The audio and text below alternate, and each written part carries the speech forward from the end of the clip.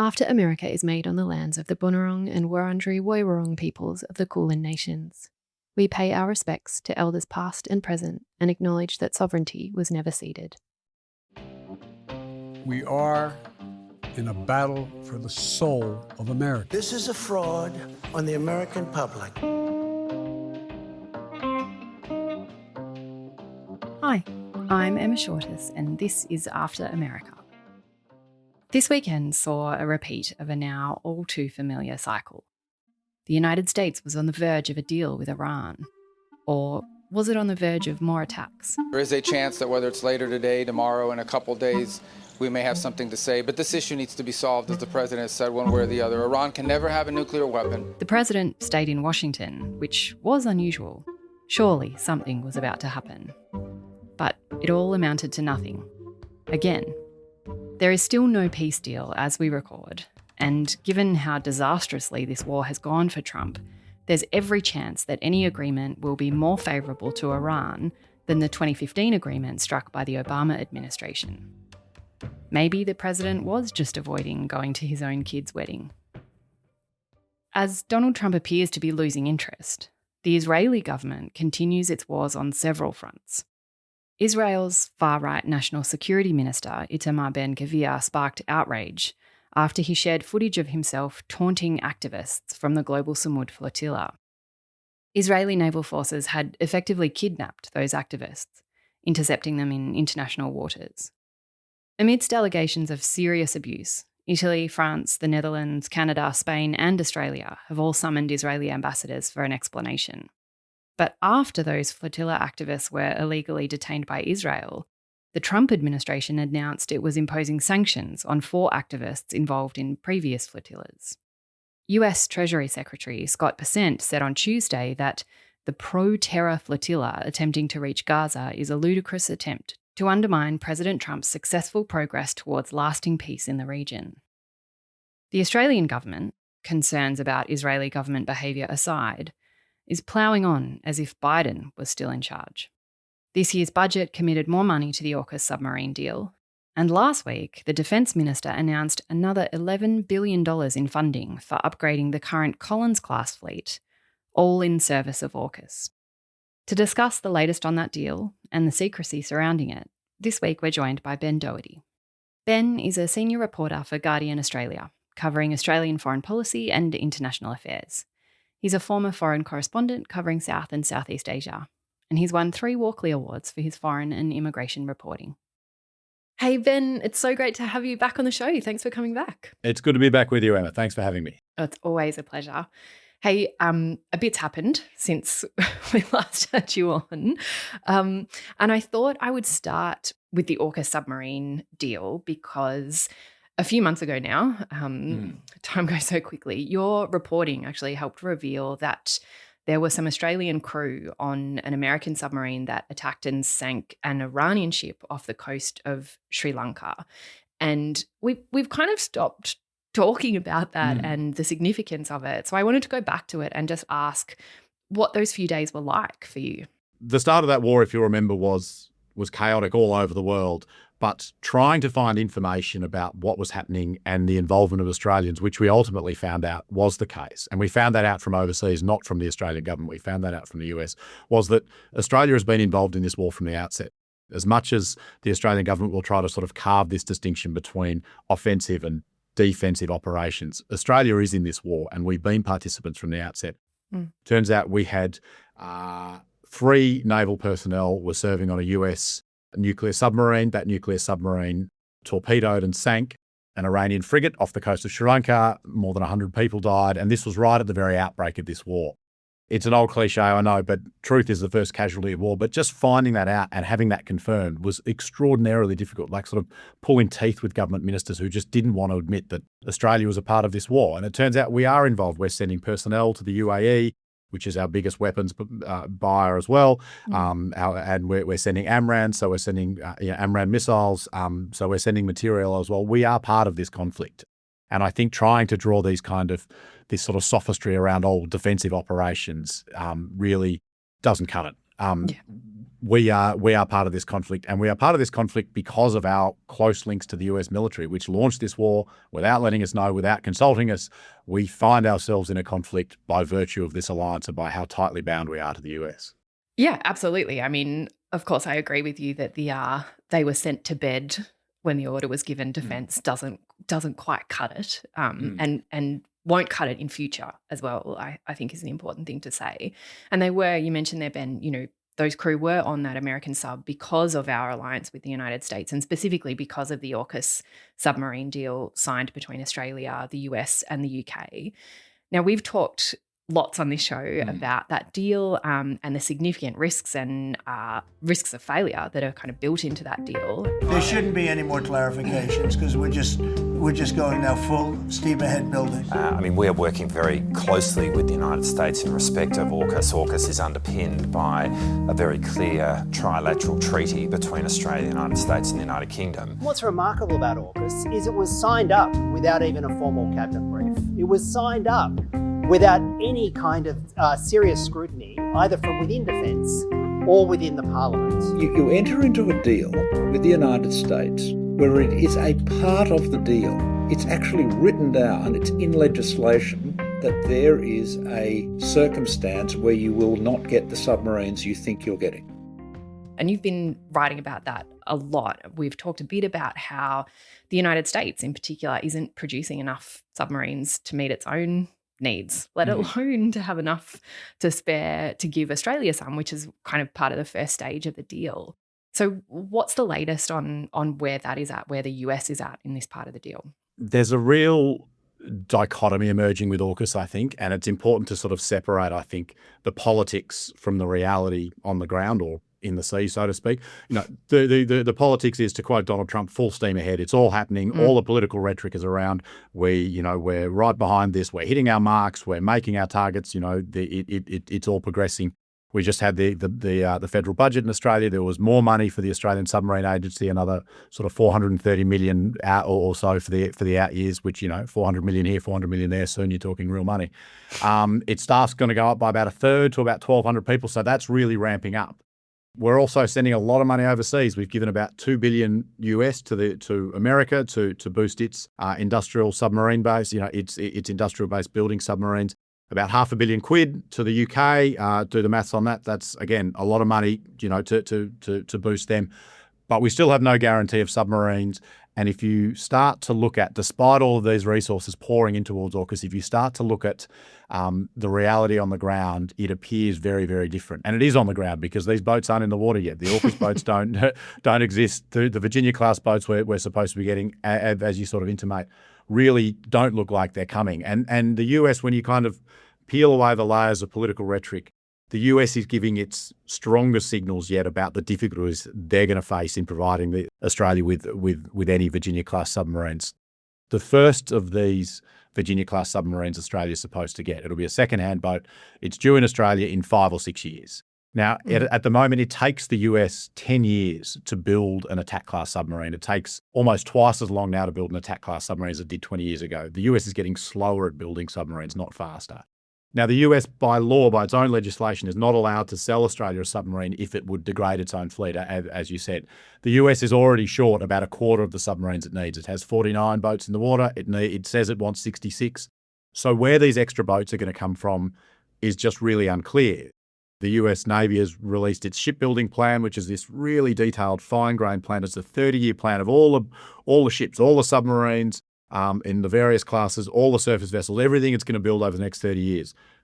There is not a boat for AUKUS in there. There's no mention of AUKUS except in a footnote to say it's been excluded from those projections. So where these extra boats are going to come from just kind of isn't there. They were supposed to get up to building 2 Virginia-class boats a year by 2026. That went out to 2028. And, just last week we had the Chief of Naval Operations, Admiral Darrell Caldwell, say, well, that date's now 2032, about the time we're supposed to be getting this boat. So the US is encountering all of these problems. They put a report out with the snappy title of "Challenges Facing the Navy's and Coast Guard's Shipbuilding Programs and Shipbuilding Industrial Base." So that's one for the insomniacs out there. But it paints this really dire picture of an industry that's just consistently failed to meet targets despite all the resourcing, despite the extra money pouring in. It just hasn't got there. And so the US is openly talking about, we hear from the Congressional Research Service, talking about, well, how could we do AUKUS differently? And one of the alternatives that is sort of openly being countenanced is that the Virginia-class boats come to Australia, but they remain US submarines. They remain under a US flag. They're commanded by a US officer. And the US says, look, we'd have Virginia-class submarines in bases in Australia, in Perth, in Adelaide, but in the event of a conflict, and they specifically mentioned Taiwan in that case, in the event of a conflict or crisis, with China over Taiwan, they couldn't direct Australian crew, flag submarines into that conflict.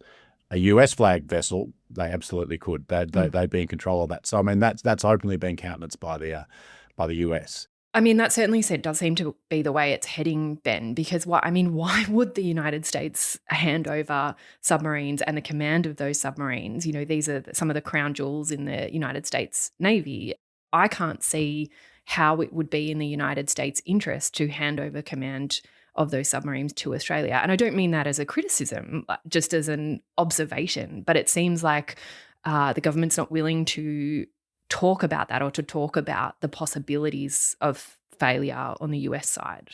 You're right. And I think that is where we're getting this disconnect between the political rhetoric, full steam ahead, and the kind of realities on the ground that, hard-headed people who are paid and have spent a lifetime defending America's national interest look at this and say, these boats are better off in our hands. And I think Australia faces a real problem because the way the deal is structured, the way the legislation is written, benefits the US. They have every kind of right, every entitlement to keep those boats, and Australia, if it gets lucky, gets some submarines down the line, but it's looking increasingly unlikely. You then take it to the UK side. The UK again is looking, if it's even worse, really. Yeah, no, you're absolutely right. I mean, we've had a former Rear Admiral who was the director of nuclear policy saying essentially the UK is no longer capable of managing a nuclear submarine program. They've had a House of Commons inquiry report saying that, the submarine building is in a dire state. It's been neglected over decades and it's just not turning around. Australia is relying on the UK even more than the US to an extent. The US is this kind of capability gap cover. The Virginia-class submarines will have for a few years until we get the AUKUS submarines. But the UK needs to design and build that AUKUS submarine, that first AUKUS submarine, and it has to build all of these other submarines first before it even gets to that. It sent the HMS Anson, which is a nuclear attack submarine, to Perth earlier this year, and that was kind of lauded as this demonstration that, look, AUKUS is working, the integration's working.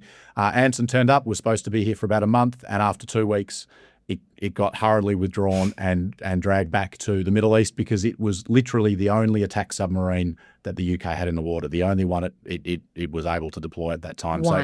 One attack class submarine. So that, I think, is demonstration of the kind of pretty parlous nature of the UK Navy and its circumstance at the moment. Ben, you mentioned there, UK and US subs visiting Australian bases, and as part of the long-term AUKUS submarine deal, I mean, that's built in, but so is basing in Australia. And there's long been talk of having an East Coast base, submarine base in Australia. And you've been doing some reporting on that, on where that base might be, and it seems pretty significant tension within the Labor movement in Australia about basing submarines here. I think you're right, and I think this is another element of AUKUS that's sort of the secrecy around AUKUS is extraordinary, and this goes right back to its genesis. It was presented to Australians. There was no parliamentary debate, no sort of public discussion. It was just this fait accompli that we woke up to one morning. All of a sudden, we're a nuclear nation with nuclear submarines. And this East Coast nuclear base that has been openly talked about is another one of these sort of secret elements that everyone knows is happening, but no one wants to talk about it. And the government's now saying, we don't need to make a decision on that till the 2030s, so don't worry about it. But Port Kembla is increasingly firming as the place where this East Coast naval base will be. The government just doesn't want to say that. For all sorts of reasons, it argues that this is the right place. We've had some internal New South Wales government documents that were obtained under privilege in New South Wales Parliament kind of say the quiet part out loud, that Port Kembla is the site they want, but the people of Port Kembla don't want it. House prices will fall. People don't want to live next to a nuclear base. And that essentially the people of Port Kembla will be, and I'm putting this in really crude terms, basically bought off to accept this. And again, saying the quiet part out loud, there are some extraordinary sentences within this government report. It says things like, the East Coast nuclear base will harbour submarines that have nuclear reactors fueled by highly enriched uranium on board. In the event of a military conflict, the East Coast nuclear base could be a target for Australian military adversaries. For these reasons, New South Wales residents may perceive the nuclear base similarly to a nuclear power station as a source of environmental disaster risk. Those are pretty frank comments to be coming from government documents and about the reality of what Australians will be living with. Port Kembla, 75 kilometres south of Sydney, the biggest city in the country. And as you say, there are internal issues here within the Labor movement. There are Labor councils that are fiercely opposed, Labor councils in Port Kembla that are fiercely opposed to the Port Kembla base, as there is within the Labor movement more broadly. There is increasingly disquiet within Labor about what we signed up to with AUKUS and what are we ultimately getting left with by AUKUS. Yeah, some pretty big questions. And for listeners who are interested in that issue of Port Kembla, we actually did a webinar a few months ago with Arthur Roris, who's in the South Coast Trades and Labor Council, and who I know you quoted in the story as well, Ben, who's been really active around the Labor issues, the nuclear issues in particular, with basing in Port Kembla. So there are risks, I think, for the Labor government, the federal Labor government, all the way down in this. But as you said, Ben, there is this complete disconnect between the political rhetoric and the reality on the ground here and in the US and in the UK that, I mean, from the outside seems increasingly difficult to reconcile. But, the government seems to be proceeding as normal. There was some stuff about AUKUS in the budget even, the last few budgets, it's all been kind of kicked forward into the forward estimates, a problem for the future. But there was some real money committed in this budget. That's right. And we're seeing things like announcements to the life of type extension on the Collins-class submarine. So there's all of this movement at a political level, but I don't know that we're yet seeing the actual impacts on the ground and what the reality is going to be. I still find a lot of the secrecy around AUKUS really sort of stultifying. This lack of transparency feels sort of dangerously undemocratic. And as we mentioned, from the outset, the Australian people weren't brought along with AUKUS. The rationale for it and the strategic imperative behind it wasn't properly explained to the Australian people. And serious questions like the East Coast nuclear base have been kicked down the road. We still don't have a plan for where the nuclear waste is going to go. We were told in 2023, within 12 months, we'll have a site identified or a process to identify a site. There's still nothing. If we get these submarines from 2032, we're going to get second-hand Virginia-class submarines if we get them. They'll have about a 20-year lifespan left. So we're looking at high-level nuclear waste. This is toxic for millennia from about 2050, 2052, and we still have no plan for where it's supposed to go. And you think, well, 2050 is a long way off. It took Finland 40 years to build a permanent waste disposal site. So these things take a long time. They take a lot of money. They have long lead times. So the decisions, the movement actually has to happen now. And I just don't know, to your point about the political rhetoric and the budgetary allocations, well, what does that actually mean on the ground? What's the progress that's being made? Hey, Ben, you mentioned the Collins-class submarines there, which is Australia's current fleet, and upgrading them is also part of the AUKUS deal. And we've just heard, we're just throwing another lazy, I think, is it $11 billion at that upgrade? Could you just explain how that's working for us as well? $11 billion is the figure, that's right. We have 6 diesel-electric Collins-class submarines that we've had for between about 23 and 30 years. They're pretty old, hey. They're already getting on a bit, and they just need to be dragged out even further. Look, there are lots of people who know more about submarines than I do saying, look, this is pretty difficult because increasingly with submarines and this sort of technology, like my 1974 XC Falcon, which was my very first car, increasingly required a lot of money just to keep it on the road, kind of thing. And when you're talking submarines, there is no kind of second chances. They've got to be seaworthy. It is a real stretch to pull these things, into the 2040s, which is a very long life for a submarine. But this is the kind of pinch point. This is the situation Australia finds itself in because of all of those false starts that we've had in terms of replacing our submarine fleet. Yeah. And just to be clear, that the pinch point that we found ourselves in now requires that the Australian Navy is managing 3 separate classes of submarines and submarine construction at the same time. So the life of type extension of the Collins class, potentially getting, maintaining, operating Virginia-class submarines from the United States, and then the actual AUKUS-class submarines coming from the UK. So it's quite ambitious. It is quite ambitious for any navy, but for a navy the size of Australia, it is, extraordinarily ambitious. The relationship between China and the USA is going to be better than ever before. It's an honor to be your friend. You're a great leader. Sometimes people don't like me saying it, but I say it anyway because it's true. U.S. policy on the issue of Taiwan is unchanged as of today and as of the meeting that we had here today. It was raised. They always raise it on their side. We always make clear our position, and we move on to the other topics. We know where they stand, and I think they know where we stand. No, nothing's changed. I will say this. I'm not looking to have somebody go independent and, we're supposed to travel 9,500 miles to fight a war. I'm not looking for that. I want them to cool down. I want China to cool down. All of this kind of assumes as well a very particular strategic environment. You mentioned there that AUKUS has never really been explained. The strategic justification, I think, for AUKUS has never really been explained beyond the alliance with the United States, but it's quite clearly oriented towards China. Even if we don't say that out loud, or the government's not necessarily willing to say that out loud, that's where it is. When you're suggesting that Port Kembla might be a nuclear target in this report, as the New South Wales government is, who is targeting Port Kembla? We don't talk about it. So it's assuming this particular strategic environment. What it doesn't seem to be accounting for is potential upheaval in that strategic environment, and upheaval that is driven by the most important security partner in that partnership, in the United States and in Donald Trump. I was really struck in the Treasurer's introduction of the budget, where he talked about global uncertainty and the need for Australia and the budget in particular to respond to that uncertainty that Australians didn't create, didn't choose, and don't have control over. But there's this kind of reluctance to say what the source of said uncertainty is, which is a long way of me getting to, the fact that Donald Trump was in China in the last week, and he's not exactly following the script that we're used to around China. What is your sense of what Trump is doing there? Yeah, look, to your initial point, I think this is one of the really troubling elements, is how inured we've become in Australia to Donald Trump's presidency and the sort of chaos that goes around with it. We sort of wake up every morning, he said what? And we just kind of shrug and sort of, okay, that's how it goes. The kind of scandal that would have consumed and derailed any other presidency. Remember that time that Obama wore a tan suit and everyone lost their mind?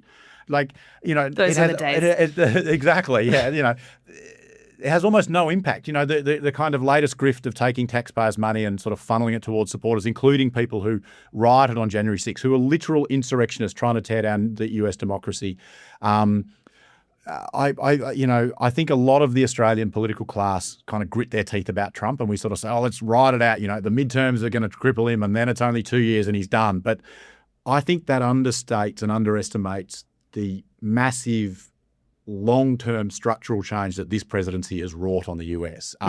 There's this idea that the US will sort of course correct, it'll snap back, or, the inertia that's built into the US system will sort of drag democracy back to a more even keel. But I'm not convinced that will just naturally happen. The Supreme Court's the obvious one, stacked with ultra-conservative young judges, and the consequences of their decisions are going to reverberate for decades. I know you've talked on this podcast a lot about the Voting Rights Act, to disenfranchise black voters. We're seeing gerrymandering going on in states all over that's going to sort of shut out opposition. This looks like an administration setting itself up to be a kind of dynasty and, to kind of milk the country for as much money as it can on the way through, sort of thing. And so I think linking back to AUKUS and the broader alliance, and in lots of ways AUKUS has become a shorthand for the alliance. You've got to buy into AUKUS to buy into the alliance. It's this sort of shibboleth for the alliance. I think it means Australia has to ask itself some far harder questions about the wisdom of being so tightly allied, so tightly enmeshed with a country that behaves in this way. To tie our military in, as we talked about it at the top of the program, we've got sailors on board a nuclear submarine. To tie our military in with a commander-in-chief who threatens war crimes, who says, I'm going to bomb a civilization back to the Stone Age. Is that who we want to be sort of, tied at the hip with? I think it's a really difficult question that Australia isn't quite yet ready to confront because the US alliance has taken as this article of faith. To the China trip, felt like a little bit more sort of let's hold our breath and grit our teeth and get through it. I mean, I know you love the Thucydides shout out. That was important for you.